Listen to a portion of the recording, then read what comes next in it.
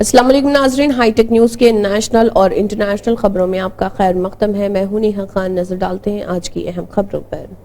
بنگلہ دیش میں کشیدگی کی صورتحال کے پیش نظر ہندوستان نے وہاں اپنے سبھی ویزا درخواست مراکز کو اگلے حکم تک بند رکھنے کا فیصلہ کیا ہے۔ ویزا کے لیے درخواست کرنے والے آن لائن پورٹل پر بھی غیر مستحکم صورتحال کی وجہ سے سبھی IVAC اگلے نوٹس تک بند رہیں گے، اور اس کا میسج لکھا آ رہا۔ بنگلہ دیش میں عبوری حکومت کی تشکیل کا فیصلہ ہو چکا ہے، پھر بھی ہندوستان نے کشیدہ حالات کو دیکھتے ہوئے احتیاطاً یہ قدم اٹھایا ہے۔ اسد الدین اویسی نے لوک سبھا میں پیش وقف ترمیمی بل 2024 کی رول 272 کے تحت مخالفت کی ہے، اور انہوں نے ایوان میں کہا ہے کہ یہ بل آئین کے بنیادی جذبے پر حملہ ہے۔ آپ ہندو پوری ملکیت اپنے بیٹے اور بیٹی کے نام پر دے سکتے ہیں، لیکن ہم 1/3 ہی دے سکتے ہیں۔ ہندو تنظیم اور گرودوارا پربندھک کمیٹی میں غیر مذاہب کے اراکین شامل نہیں ہوتے، تو وقف میں کیوں؟ یہ بل ہندو مسلم میں تفریق کرتا ہے۔ وقف کی جائیداد عوامی ملکیت نہیں ہے۔ یہ حکومت درگاہ اور دیگر ملکیتیں پر قبضہ کرنا چاہتی ہے۔ آپ ملک کو تقسیم کرنے کا کام کر رہے ہیں۔ آپ مسلمانوں کے دشمن ہیں۔ مرکزی وزیر برائے اقلیتی امور کرن رجیجو نے لوک سبھا میں وقف ترمیمی بل 2024 پیش کر دیا۔ اس دوران ایوان میں بہت زیادہ ہنگامہ دیکھنے کو ملا۔ کانگریس، سماجوادی پارٹی اور دیگر اپوزیشن پارٹیوں کے لیڈران اس بل پر اعتراض ظاہر کرتے ہوئے دکھائی دیے، جس پر اسپیکر اوم برلا نے کہا کہ جن اراکین نے نوٹس دیا ہے ان سبھی کو بولنے کا موقع دیا جائے گا۔ کرن رجیجو نے وقف ایکٹ 1995 میں ترمیم کے لیے یہ بل پیش کیا ہے، اور مسلم وقف ایکٹ 1923 کو ختم کرنے کے لیے مسلم وقف ریبل بل 2024 بھی لوک سبھا میں پیش کیا جا رہا۔ اس تعلق سے کانگریس رکن پارلیمنٹ ہیبی انڈین نے لوک سبھا میں رول 72 کے تحت نوٹس دیا ہے، لیکن کرن رجیجو نے جب وقف ترمیمی بل 2024 لوک سبھا میں پیش کیا تو کانگریس نے سخت اعتراض ظاہر کرتے ہوئے ایک چبھتا ہوا سوال برسر اقتدار طبقے کے سامنے رکھ دیا۔ کانگریس نے پوچھا کہ کیا ایودھیا مندر بورڈ میں غیر ہندو شامل ہو سکتا ہے؟ Chief election commissioner EC Rajiv Kumar کی قیادت میں الیکشن کمیشن کی ایک اعلیٰ سطحی ٹیم مرکز کے زیر انتظام علاقے میں اسمبلی انتخاب کی تیاریوں کا جائزہ لینے کے لیے جموں کشمیر پہنچ گئی۔ اس دوران الیکشن کمشنر گیانیشور کمار اور ڈاکٹر سکھبیر سنگھ سدھو بھی چیف الیکشن کمشنر کے ساتھ ہیں۔ مقررہ پروگرام کے مطابق ECI کی ٹیم صبح 10 بجے سری نگر پہنچی۔ ٹیم صبح میں BJP، Congress National Conference, NC، Peoples Democratic Party, Bahujan Samaj Party, Indian Communist Party, Marx وادی، CPIM اور عام آدمی پارٹی سمیت مختلف سیاسی جماعتوں کے نمائندوں کے ساتھ میٹنگ کی۔ بتایا جا رہا ہے کہ الیکشن کمیشن کے اراکین پینتھرز پارٹی کے نمائندوں سے ملاقات نہیں کر رہے۔ کمیشن نے 20 مارچ کو اس کا نام اور انتخابی نشان فریز کر دیا تھا۔ رواں سال کے آخر میں مہاراشٹر اسمبلی انتخابات ہونے والے ہیں، اور ابھی سے سیاست گرم ہو گئی ہے۔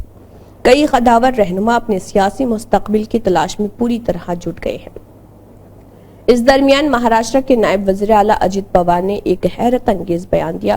انہوں نے کہا کہ اگر BJP اور شیو سینا نے انہیں وزیر اعلیٰ کے عہدے کی پیشکش کی ہوتی تو وہ پوری نیشنلسٹ کانگریس پارٹی کو اپنے ساتھ لے آتے۔ سب سے خاص بات یہ ہے کہ اجیت پوار نے جب یہ بات کہی تو اس وقت سٹیج پر ایک ناتھ شنڈے اور دیویندر فڈنویس دونوں موجود تھے۔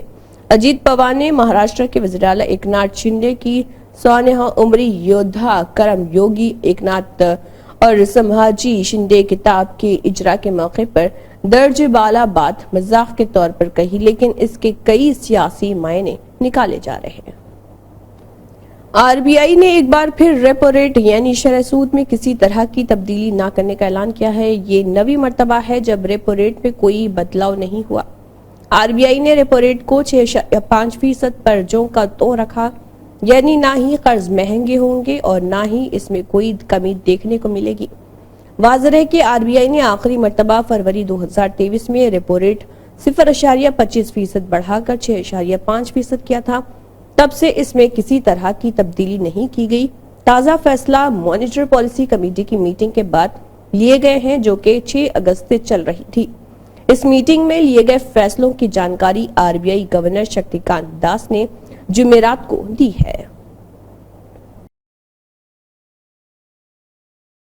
بنگلہ دیش میں غیر مستحکم صورتحال کے پیش نظر جنوبی میزورم کے ضلع لانگ تلئی کے ضلع مجسٹریٹ چیملا شیو گوپال ریڈی نے میانمار بنگلہ دیش کی سرحد سے متصل علاقوں میں لوگوں، مویشیوں اور گاڑیوں کی نقل و حرکت پر پابندی لگانے کا حکم جاری کیا۔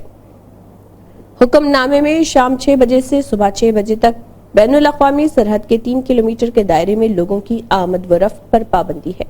یہ پابندی اسی مدت کے دوران ریور کے پالتو جانوروں کے داخلے یا باہر نکلنے اور تمام گاڑیوں کی نقل و حرکت پر بھی برقرار رہے گی۔ ہندوستانی خاتون پہلوان ونیش پھوگٹ نے اولمپکس کے فائنل میچ سے نااہل ہونے کے بعد کشتی کو الوداع کہہ دیا۔ پھوگٹ نے اپنی سوشل میڈیا پوسٹ میں لکھا، ماں کی کشتی مجھ سے جیت گئی، میں ہار گئی، معاف کیجیے گا، آپ کا خواب، میری ہمت سب ٹوٹ چکے ہیں، میرے پاس اب اس سے زیادہ طاقت نہیں ہے، الوداع ریسلنگ 2021-2024 میں ہمیشہ آپ سب کی مخروض رہوں گی۔ واضح ہے کہ ونیش پھوگٹ کو یونائٹڈ ورلڈ ریسلنگ UWW نے 50 کلو گرام ریسلنگ زمرے کے فائنل میچ کے لیے نااہل قرار دیا تھا۔ جاپان میں ایک بار پھر زوردار زلزلے کی خبریں سامنے آ رہی۔ جنوبی جاپان میں زلزلے کا جھٹکا محسوس کیا گیا اور یہ جھٹکا بہت خطرناک معلوم پڑ رہا۔ زلزلے کی جو ویڈیو سوشل میڈیا پر سامنے آئی ہیں ان میں دکانوں اور مکانوں کے سامان تیزی سے ہلتے ہوئے دکھائی دے رہے۔ اس زلزلے کی شدت ریکٹر اسکیل پر 7.1 درج کی گئی۔ حالانکہ ابھی کہیں سے کسی جانی نقصان کی اطلاع نہیں۔ میڈیا رپورٹس کے مطابق زلزلے کے جھٹکے جاپان کے کئی شہروں میں محسوس کیے گئے۔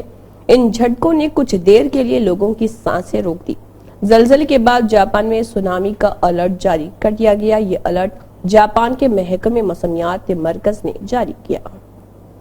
کیرلا کے لینڈ سلائیڈنگ سے متاثرہ وائناڈ ضلع میں مرنے والوں کی تعداد بڑھ کر 413 ہو گئی ہے، جبکہ 152 لاپتہ افراد کی تلاش کا کام 10ویں دن بھی جاری رہا۔ دفاعی اور دیگر ایجنسیوں کے 1000 سے زیادہ افراد کی قیادت میں حکام کی ایک ٹیم نے صبح سرچ آپریشن شروع کیا۔ پچھلے کچھ دنوں کی طرح کچھ ٹیمیں وائناڈ میں دریائے چلیار کے منبع اور ملاپورم ضلع سے گزرنے والے علاقوں تک پہنچی۔ سرچ آپریشن جاری رکھتے ہوئے مجموعی طور پر 78 لاشیں اور 150 سے زائد جسمانی اعضاء برآمد ہوئے۔ دریا سے برآمد ہونے والی لاشوں اور جسمانی اعضاء کے سلسلے میں معیاری آپریٹنگ پروسیجر پر عمل کیا جا رہا، جس کے تحت انہیں پہلے DNA ٹیسٹ کے لیے بھیجا جاتا ہے اور پھر شناخت کے لیے زندہ بچنے والے لوگوں کے لیے رکھا جاتا ہے۔ لوک سبھا میں پیش وقف ترمیمی بل 2024 کو JPC میں بھیجنے کی تجویز پیش کیے جانے کے بعد مرکزی وزیر برائے اقلیتی امور کرن رجیجو نے وقف ایکٹ 1923 کو منسوخ کرنے والا بل بھی ایوان میں پیش کر دیا۔ انہوں نے کہا کہ وقف ایکٹ 1923 پورے ملک میں نافذ ہوا، جس میں بلوچستان اور سنتھال پرگنہ بھی شامل ہے۔ یہ ایکٹ اب قابل اطلاق نہیں ہے، اس لیے اسے رول بک میں ہی نہیں رہنا چاہیے۔ اس وقف ایکٹ 1923 کی منسوخی والے بل سے متعلق امت شاہ نے کہا کہ 1955 کے بل اور 2013 کی ترمیم کے بعد یہ وجود میں ہی نہیں ہے، ہم اسے کاغذات سے نکال رہے ہیں، اس میں اپوزیشن کو اعتراض نہیں ہونا چاہیے۔ اسی کے ساتھ ہائی ٹیک نیوز کے نیشنل اور انٹرنیشنل خبریں اختتام کو پہنچتی ہیں۔ اللہ حافظ۔